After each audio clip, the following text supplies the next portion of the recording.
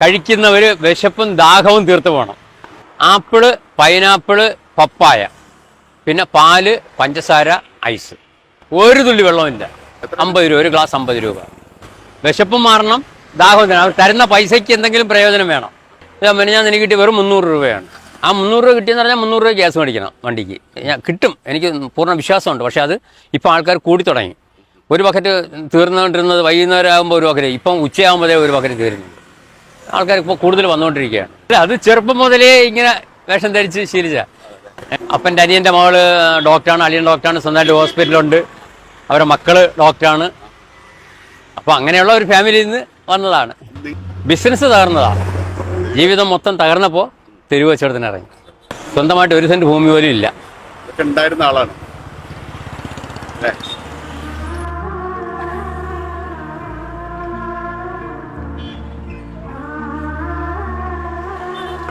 ഞങ്ങൾ 6 മക്കളാണ്, 9 മക്കളാണ്, 6 പെണ്ണും 3 ആണും. ഇതിൽ ഏറ്റവും നന്നായിട്ട് ജീവിച്ച ഞാനാണ്. ഇപ്പൊ ഏറ്റവും പരാജയപ്പെട്ട ഞാനാണ്. നമുക്ക് പിന്നെ വേറൊരു കാര്യം ഉണ്ടെന്ന് പറഞ്ഞാൽ, ഇതിപ്പോൾ ഈ ആശുപത്രി കിടക്കുന്ന കേസ് എൻ്റെ കൂടെ 3 വർഷം കൊണ്ട് പണിക്കുണ്ടായിരുന്നതാണ്. പക്ഷേ വളരെ സാധുവാണ്, ഒരു വീട് പോലും ഇല്ല, ഞങ്ങളെപ്പോലെ വാടകയ്ക്ക് താമസിക്കുന്നു. അപ്പോൾ ഇപ്പോൾ ആശുപത്രി ചിലവിന് പോലും പൈസ ഇല്ലാതെ എൻ്റെ അടുത്ത് വിളിച്ച് ചോദിച്ചപ്പോൾ ഞാൻ 2000 രൂപ വേറെ പലിശയ്ക്ക് എടുത്തിട്ടാണ് ഞാൻ അവർക്ക് അയച്ചു കൊടുത്തത്. ആ പൈസ ഞാനാണ് ഇനി കൊടുക്കാനുള്ളത്. ഞാൻ കൊടുത്ത് ശീലിച്ച ഒരാളാണ്. എൻ്റെ ഫാദർ പഠിപ്പിച്ച അങ്ങനെയാണ്.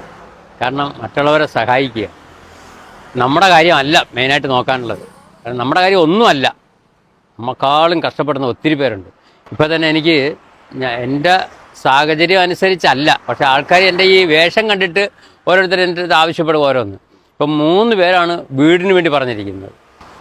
എൻ്റെ കാര്യം ഓർത്തിട്ട് എനിക്ക് സങ്കടമില്ല. കാരണം എനിക്ക് ശരീരസുഖം ദൈവം തരുന്നുണ്ട് അധ്വാനിക്കാൻ, ഇതല്ലെങ്കിൽ വേറൊന്നും ഇല്ല. പക്ഷേ എന്നെ ആശ്രയിച്ച് നിൽക്കുന്ന ചിലരുണ്ട്, ഒരു നിവൃത്തിയില്ലാതെ. ഞാൻ കൊടുക്കുമെന്ന് വിചാരിച്ചിട്ടാണ്, പക്ഷേ എൻ്റെ ഇല്ലാത്തവർക്കറിയില്ല. കിട്ടുന്നത് നമ്മുടെ പോക്കറ്റിലല്ല വയ്ക്കാനുള്ളത്.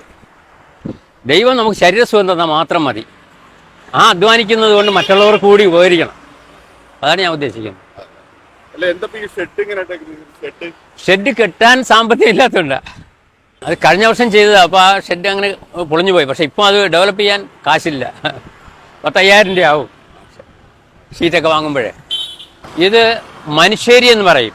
ഒറ്റപ്പാലത്തുനിന്ന് ഷൊർണൂർ പോകുന്ന റൂട്ടിൽ മനുശ്ശേരി എന്ന് പറയും. അപ്പോഴേ നമ്മുടെ ജോണേട്ടൻ്റെ ഫ്രൂട്ട് സലാഡ് കഴിയാനായി അല്ലേ? ഫ്രൂട്ട് സലാഡ് എന്താ പറയാ? ഫ്രൂട്ട് സലാഡ് ഏകദേശം ഇപ്പോൾ കഴിയാനായി. ഇപ്പം അത്യാവശ്യം കസ്റ്റമർ ഉണ്ട് തോന്നുന്നു അല്ലേ? കഴിച്ചവരൊക്കെ നല്ല റിവ്യൂ ആണ് പറയണത്, എല്ലാവർക്കും നല്ല ഇഷ്ടപ്പെട്ടു എന്നാണ് പറയണത്. എന്തായാലും പാലക്കാട് ഒറ്റപ്പാലം കൊളപ്പുള്ളി റോഡിൽ പോകുന്നവരൊക്കെ ജോണേട്ടൻ്റെ ഈ ഫ്രൂട്ട് സലാഡ് ഒന്ന് കഴിക്കാൻ മറക്കരുത്. സംഭവം സൂപ്പറാണ്. അപ്പോൾ ജോണേട്ടാ ഞങ്ങൾ പോവാം. ഓക്കെ എന്നാ ശരി.